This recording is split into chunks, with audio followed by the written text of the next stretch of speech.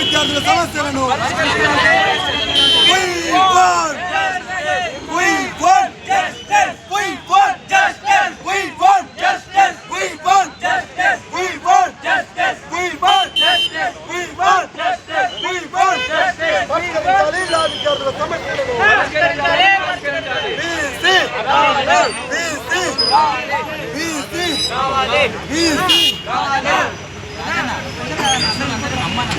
విద్యార్థులము 3వ సంవత్సరం చదువుతున్నా. నా పేరు కోడబాగ రాజు.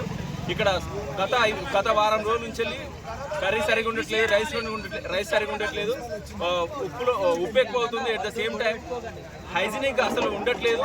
వర్కర్స్ ఎప్పుడు టైంకి రావట్లేదు. కొంతమంది తాగి మరీ వంట చేసి చాలా అభాగ్య పాలు చేస్తూ అసలు సిసలైన భోజనం పెట్టకుండా నాసి రకమైనటువంటి బియ్యాన్ని వాడుతూ ఎంత మాత్రం కొంచెం కూడా మా మీద దయ జాలి లేకుండా అసలు ఎట్లా నడుపుతున్నారో మీకు అర్థం కావట్లేదు. మేము ఎన్నిసార్లు ప్రిన్సిపల్ గారికి, మా డీసీ గారికి మేము ఇన్ఫర్మేషన్ ఇచ్చినప్పటికీ, మేము పిటిషన్స్ ఇచ్చినప్పటికీ కూడా వాళ్ళు ఏమాత్రం పట్టించుకోవడం లేదు. ఇవాళ మధ్యాహ్నం వర్కర్స్ వాళ్ళు రావడం లేదు.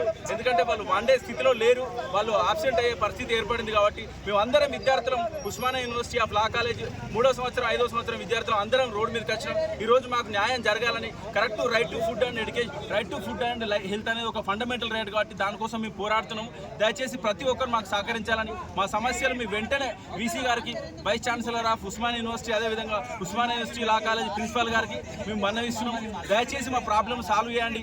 సమస్యలు ఏవైతే హాస్టల్లో ఉన్నాయో, మెస్సులో ఉన్నాయో వాటన్నిటి నుంచి నాసి రకమైనటువంటి బియ్యాన్ని కానీ, నాసి రకమైనటువంటి వంటలు కానీ, కూరగాయలు కానీ వాటన్నిటిని తీసివేసి చక్కటి భోజనాలు అందించాల్సిన బాధ్యత వాళ్ళకు ఉందని మేము 100% నమ్ముతున్నాం. ఇది జరుగుతుందని భావిస్తున్నాం.